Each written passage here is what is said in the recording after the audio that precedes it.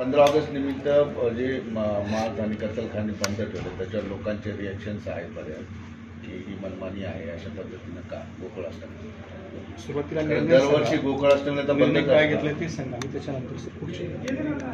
मुंबई प्रांतिक महानगरपालिका अधिनियम 329 आणि महानगरपालिकेचे सर्वसाधारण ठराव जे 1989 आणि तसेच त्यानंतर 2005मध्ये सर्वसाधारण सभांनी ठराव घेतला की या छत्रपती संभाजीनगर महानगरपालिका हद्दीमध्ये मांस विक्री आणि कत्तलखाना बंद करण्याची, विशेष करून श्रीकृष्ण जयंती जे आहे आणि तसेच जैन धर्मीयांचं पर्यटन पर्वारंभ ज्या दिवशी असतात त्या दिवशी आपण हे सर्व मांस विक्री आणि कत्तलखाने आपण या ठिकाणी बंद ठेवण्याचा निर्णय गेले 89 पासून आणि 2005मध्ये 329च्या मुंबई प्रांतिक महानगरपालिका अधिनियम अन्वय घेतलेले आहेत. आणि हे या वर्षी श्रीकृष्ण जयंती ज्या दिवशी उपवास असतात ते 15 ऑगस्ट आहे आणि पर्यटन पर्वारंभ जे जैन धर्मियांचे आहे ते 20 ऑगस्ट 2025 रोजी. या अनुषंगाने या दोन्ही दिवस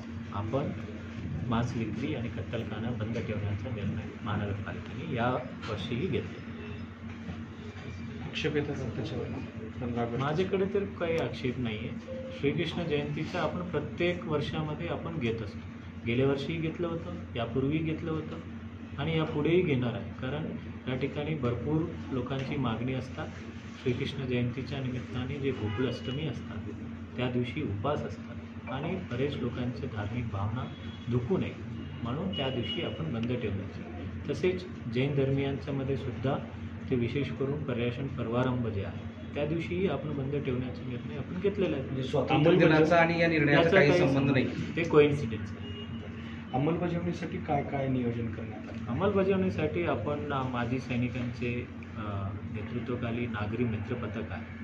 जे एखादा महानगरपालिकेने काढलेला आदेश जर अंमलबजावणी होत नसेल त्यांना जर अधिकृत ज्यांची ऑलरेडी मांस विक्रीची परवानगी असेल जर त्यांनी त्या दिवशी चालू ठेवल्या त्यांचे बंद ठेवण्यात येणार आणि या आदेश उल्लंघन केले म्हणून त्यांच्या विरुद्ध कायदेशीर कारवाई करण्यात येईल. आणि त्यासाठी आमची पथक आहे आणि अवैध कत्तलच्या सुद्धा आमच्याकडे पथक आहे, त्याच्या गाड्या आहेत आणि ज्या ठिकाणी अवैध जे मंजूरच्या व्यतिरिक्त इतर जनावरांची कत्तल अजिबात होता कामा नये ते गोवंश कायदा आहे त्याचं जर व्हायोलेशन होत असेल तर त्याचाही कारवाई करण्यासाठी महानगरपालिकेकडे विविध पथकं प्रत्येक झोनने आपण नेमण्यात आले.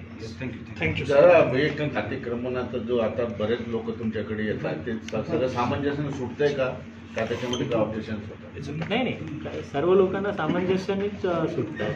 बरेच वेळा त्यांना बाहेर काहीतरी ऐकून कोणी त्याला भडकावून ते गैरसमज निर्माण करण्याचे प्रयत्न असतात.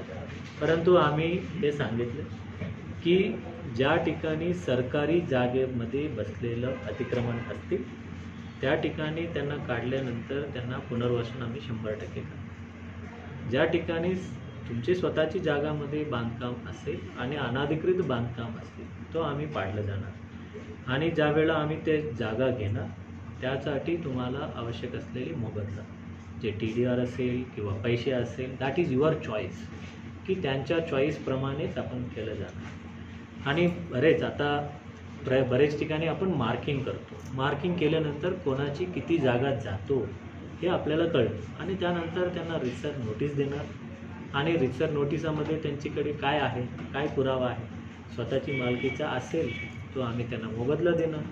ते स्वतःची जागा नसेल आणि त्याला सरकारी जागेवर असेल तो त्यांना पुनर्वसन करण्याचे निर्णय घेतला. आणि त्या अनुषंगाने चिकलठाणाची असेल, हरसोलची असेल, नक्षत्रवाडीचा असेल त्यांचे काही डाऊट्स असतात. ते डाऊट्स बाहेर कोणीतरी काहीतरी ऐकून येतात परंतु ज्यावेळेला आमच्यासमोर बसतो अक्रॉस दी टेबल बसतो त्यांना आम्ही सामंजस्याने त्यांच्या समस्या सोडवतो. विशेष करून हरसोलच्या असेल त्यांची म्हणजे त्या ठिकाणची मंदिर आहे त्यांना त्या जागेच्या बदल्यात दुसरी जागा द्यावा. महानगरपालिकेने त्या ठिकाणी जागा शोधून त्यांना आम्ही सुचवलं, त्यांना तो पटला. तसेच चिकलठाणामध्ये त्यांची मंदिराची जागा होती, महादेवाची मंदिराची आहे, विठ्ठल रुक्मिणीची मंदिराची आहे, त्या ठिकाणी ही व्यवस्था केली. चिकलठाणामध्ये कब्रस्तान जाते त्यामधल्या चिकलठाणामध्ये आम्ही सरकारी जागा घेऊन त्यांना जेवढी जागा जाते त्याच्या 1.5 पट जागा त्यांना देतो. त्यांची दुकानं जात आहेत, आम्ही त्यांना सांगितलं तुम्हाला दुकानाबदल्यात पैसे पाहिजे का, TDR पाहिजे किंवा दुकान बदल्यात आम्ही दुकान बांधून देतो.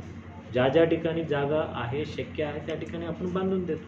आता विशेष करून आता चंपा मस्जिदपासून जालना रोडपर्यंत आपण आता मार्किंग करतो. ज्यांची जागा जाणार आहे त्यांना आपण नोटीस देणार आहे आणि नोटीस देऊन त्यांच्याकडून कागदपत्र मागून घेऊन त्यांना योग्य मोबदला देऊनच आपण कारवाई करणार आहे. कोणाला म्हणजे छत्रपती संभाजीनगर महानगरपालिकामध्ये आपण जे कायदा आणि जे आहेत ते प्रोसिजर फॉलो करूनच करतो आणि विशेष करून गैरसमज याच्यामधून दूर राहिलं पाहिजे म्हणून आम्ही संवाद आणि संपर्क आणि शक्य तेवढं समाधान करण्याचा आम्ही प्रयत्न करतो.